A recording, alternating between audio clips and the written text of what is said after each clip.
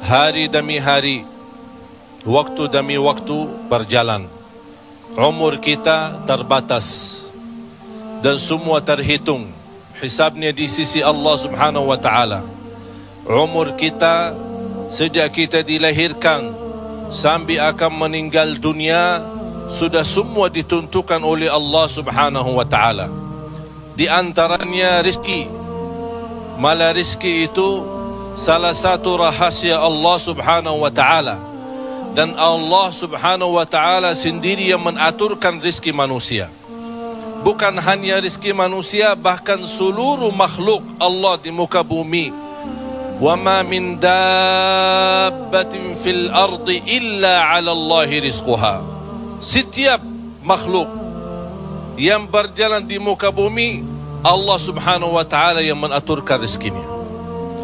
Walaupun rezeki kita sudah ditentukan oleh Allah, tapi sebagaimana kata Amirul Mukminin Umar bin Al-Khattab radhiyallahu an, "Inna as-samaa'a la tumtiru dhahaba."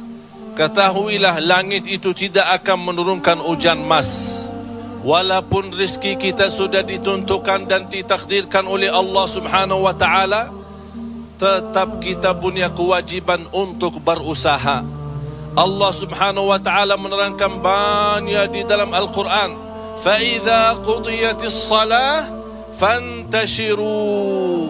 Bergeraklah, berjalanlah, berikhtiarlah, berusahalah. Fantashiru fil ard wabtaghu min fadlillah. Carilah karunia Allah, anugerah Allah, rizki Allah. Orang mukmin yang percaya kepada Allah dan senantiasa dia berikhtiar dan berusaha, tetap memiliki keyakinan, menggantungkan hatinya kepada Allah Subhanahu wa taala.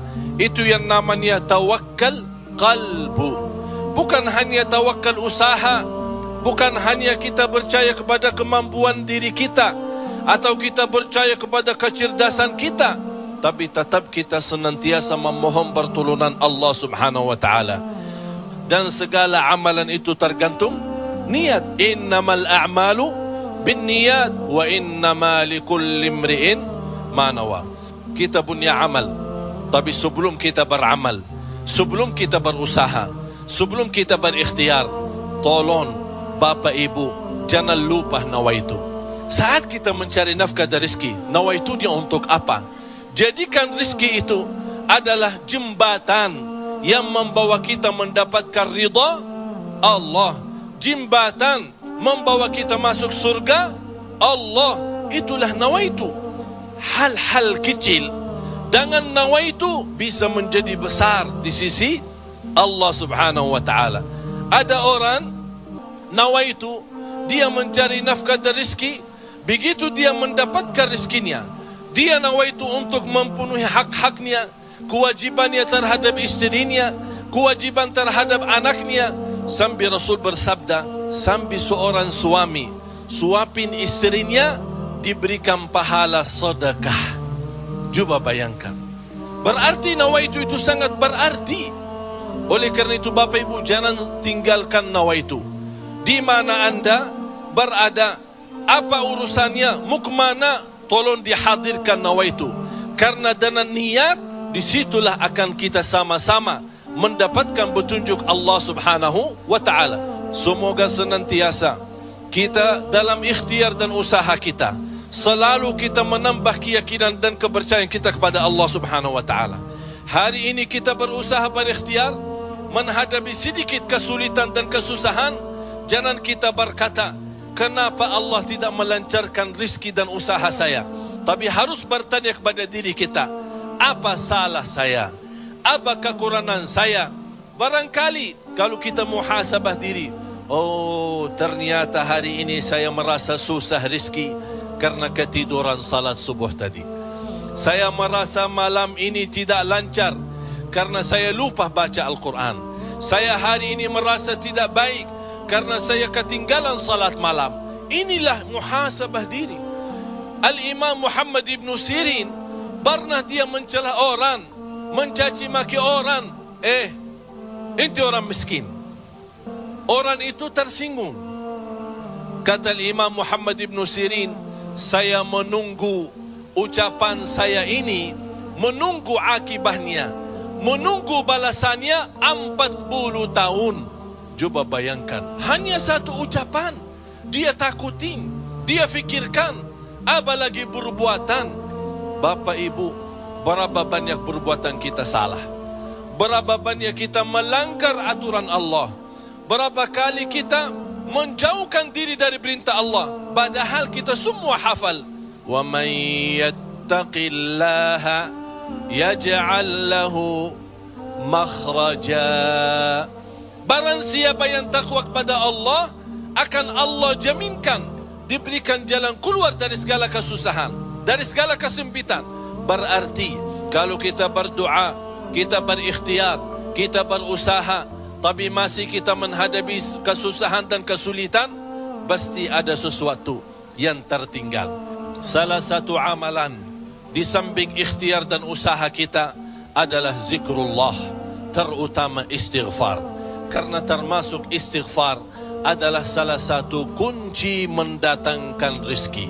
Sebaik istighfar itu sepanjang waktu, pagi, siang, sore, malam. Naik motor, jalan kaki, naik bis, mau kemana-mana, tidak keberatan kita membasahi lidah dengan istighfar. Malah ada seorang sahabat Rasulullah sallallahu alaihi wasallam, "Ya Rasulullah, berikan kepada aku amalan yang menjaminkan aku masuk surga." Rasul menjawab, "La yazalu lisanuka ratban min dzikrillah." Basahi lidahmu dengan zikir kepada Allah. Kunci rizki Bapak Ibu adalah zikrullah. Kunci rizki zikrullah, di antaranya istighfar.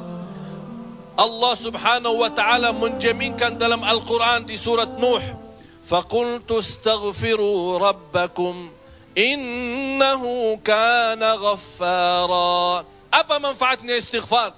Yursilis samaa alaikum midrara ويمددكم بأموال وبنين ويجعل لكم جنات ويجعل لكم أنهارا. Dengan istighfar terjamin keturunan. Dengan istighfar kemudahan rezeki. Dengan istighfar kelancaran usaha. Dengan istighfar kesembuhan dari penyakit. Dengan istighfar banyak kemudahan dan kemuliaan yang kita dapat. Kalau memang ingin ditambah rezeki kita, kalau belum sempat haji, kita ingin berhaji. Kalau kita sudah haji, ingin Allah menambah kita bisa haji lagi. La in syakartum lazim. Jadilah hamba yang bersyukur, karena nikmat Allah memang Bapak Ibu tidak bisa terhitung. Nikmat Allah begitu banyak di setiap waktu dan setiap saat, lahir dan batin. Wa in ta'uddu ni'matallahi la tuhsuha. Oleh karena itu, jangan anda menjadi orang-orang yang mengkufri nikmat, tapi jadilah senantiasa mensyukuri nikmat. InsyaAllah dengan syukuri nikmat dan sabar menghadapi ujian dan cobaan, kita bisa menjadi hamba yang diridai Allah. Kalau Allah sudah ridha kepada kita, InsyaAllah segala amal ibadah kita akan diterima, dan segala usaha dan ikhtiar kita akan dipermudahkan oleh Allah Subhanahu wa taala. Bapak Ibu, yang terakhir, tidak boleh kita lupa doa. Rasul kita sallallahu alaihi wasallam selalu berdoa kepada Allah Subhanahu wa taala. Padahal dia Rasul, terjamin pertolongan Allah. Senjata orang mukmin adalah doa, dan pintu langit bisa dibuka dengan doa, dan doa itu kapan saja dan bisa sampai kepada Allah tanpa waktu dan tanpa batas. Selama kita masih berdoa kepada Allah, selama masih kita memohon kepada Allah, Allah akan senantiasa mendengar doa kita.